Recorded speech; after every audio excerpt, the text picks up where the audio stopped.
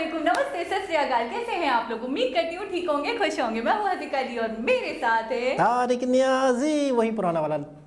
दोस्तों, जहाँ रहें खुश रहें, माँ बाप का ख्याल करें, क्योंकि माँ बाप हैं तो सब कुछ है। आज की हमारी वीडियो उधमपुर से स्टार्ट करते हैं अपनी वीडियो को। Let's start.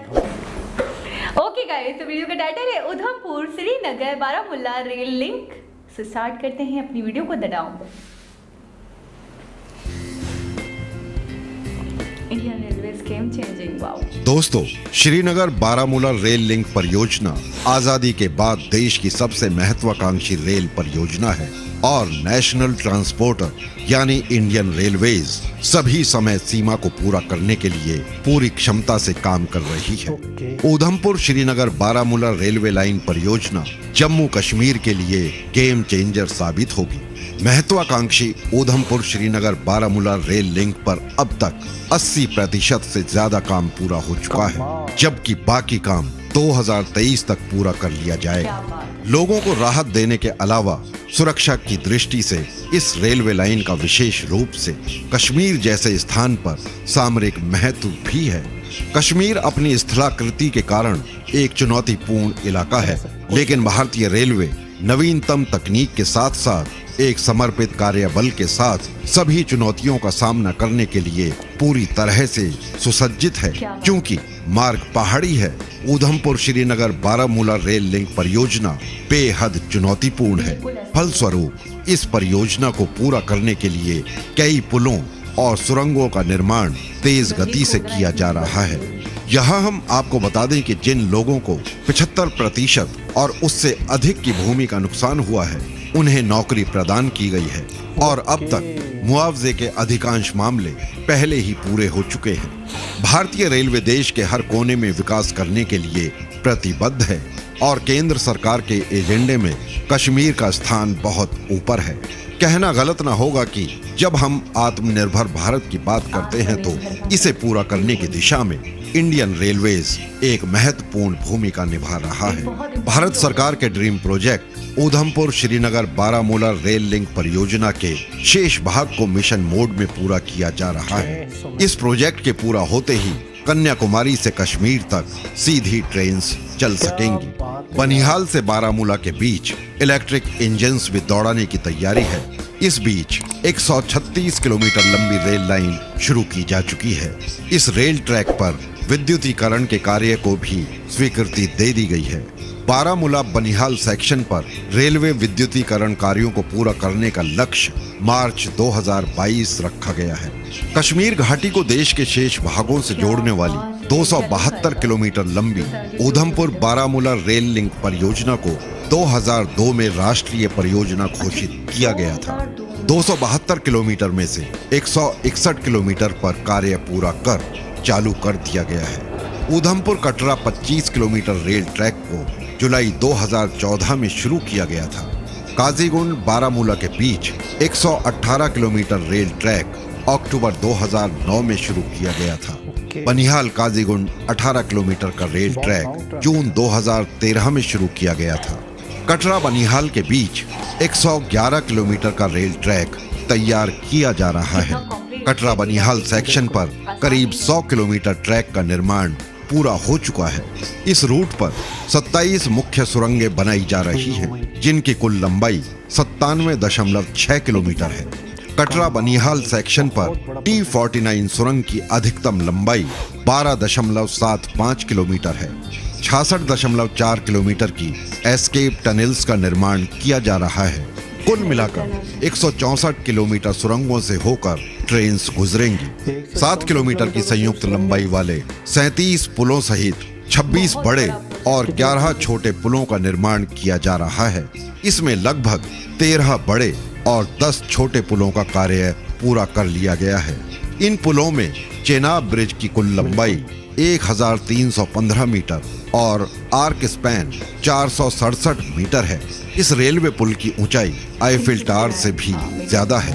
31 मार्च 2022 तक जम्मू कश्मीर में चेनाब दरिया पर बन रहे दुनिया के सबसे ऊंचे पुल का निर्माण कार्य पूरा हो जाएगा।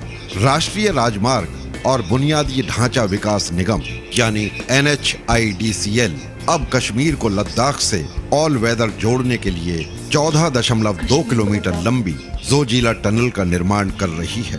कश्मीर को सोनमर्ग के लद्दाख के कारगिल जिले के द्रास से जोड़ने के लिए सुरंग निर्माण युद्ध स्तर पर चल रहा है।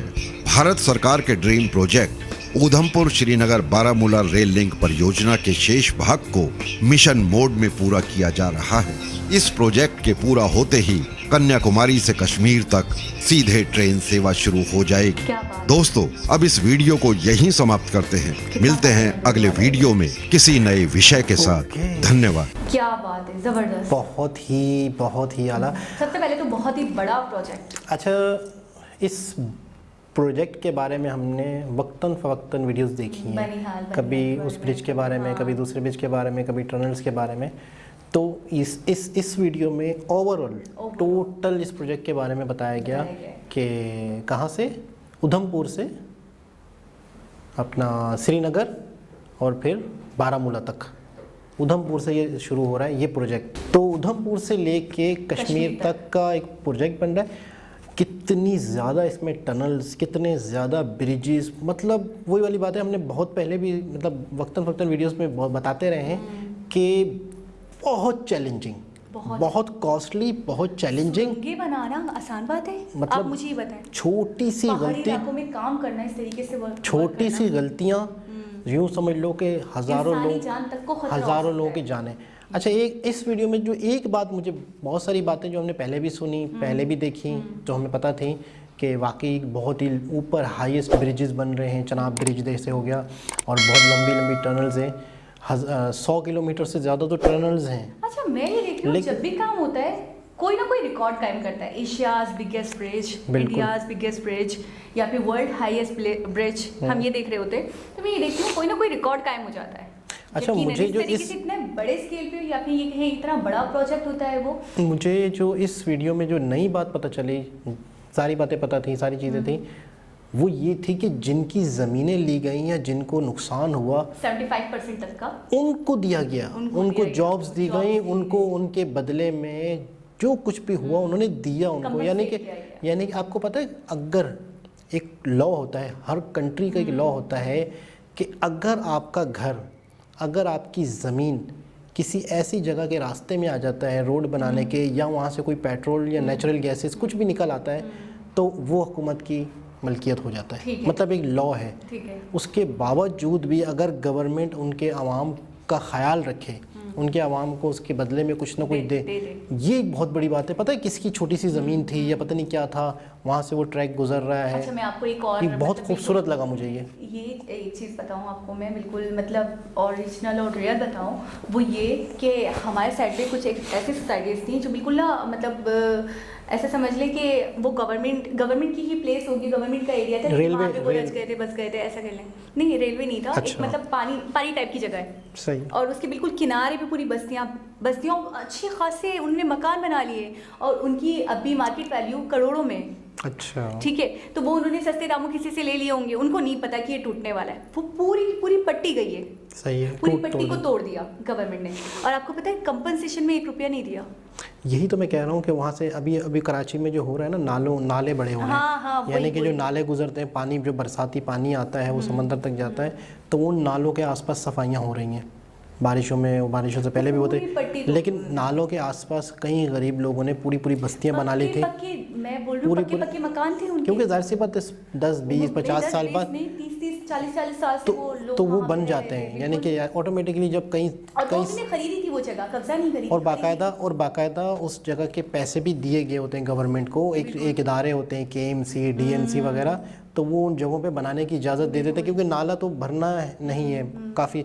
अब जो ये सफाइयाँ हो रही हैं, ये जो मसले मसाइल हो रहे हैं, ये गवर्नमेंट नहीं चाह रही, ये सुप्रीम कोर्ट का बहुत सख्त ऑर्डर है। जिसकी बिल्डिंग इतने माले से ऊपर होगी वो तोड़ देंगे, जिसने गलत जगह पे बिल्डिंग तामीर की है। इस वक्त कराची में ये बहुत ज़्यादा इशू हुआ है। पूरे बैंक्वेट्स तोड़ दिए गए हैं, ये चीज़ें हो रही हैं। तो ये गवर्नमेंट तो पैसे ले रही है, गवर्नमेंट तो हर नाजायज काम करने की। लेकिन वो लोगों का तो सोचे ना, गवर्नमेंट जो रोड पर आ गए, जिनको 1 रुपया नहीं मिला, अब वो ऐसी बात इतना सडनली हुआ सब कुछ कि वो कहाँ जाएंगे, उनका तो कोई और मतलब और ये जो आप एक जगह का बता रही हैं कराची में, ऐसी बहुत सारी जगहों पर हुआ है।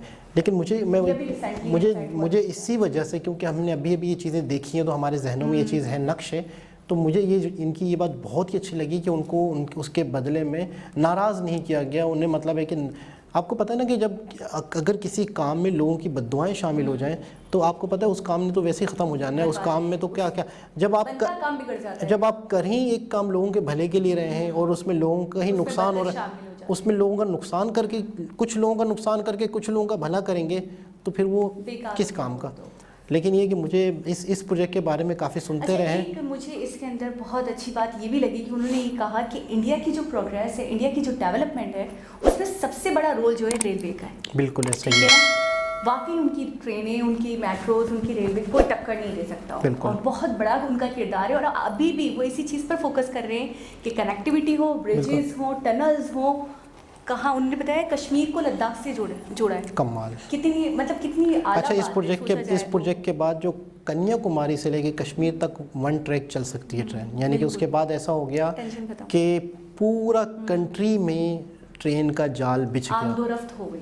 बहुत ही आला, हज़ारों लाखों करोड़ों को जॉब्स मिलना, बिजनेस होना, फैक्ट्रियां लगना, कारखाने लगना, इसके बदले में 1-2 साल की कहानी नहीं। आपने देखा वो स्टार्ट 2009, कमाल है यार, कमाल है। यानी कि इतने लॉन्ग जिक्र छिड़ा होगा या जब बात हुई होगी, और अब देखिए हम फिजिबिलिटी बनी होगी, और आज उसका प्रैक्टिकल शक्लें दिखने लग गई हैं। वो कहने काफ़ी हद तक कंप्लीट हो गया, ऑपरेशनलाइज हो गया, तो बहुत बड़ी बात। मैं कह रहा हूँ कि इसके बदले में बहुत बेनिफिट्स, और सबसे बड़ी चीज़ तो टूरिज़्म। जब आप इस जगह तक ट्रेन ले जा रहे हैं जहाँ पे लोगों ने इतनी मुश्किल से पहुँचते थे और नेचुरल ब्यूटी देखते थे, तो इस वजह से लोगों को खूबसूरती देखने को मिलेगी, बाहर से टूरिज़्म आएगी। तो बहुत ही एक खूबसूरत इन्फॉर्मेटिव वीडियो थी हमारे लिए। दोबारा किसी और वीडियो के साथ आपसे मुलाकात होगी, जब तक के लिए अल्लाह।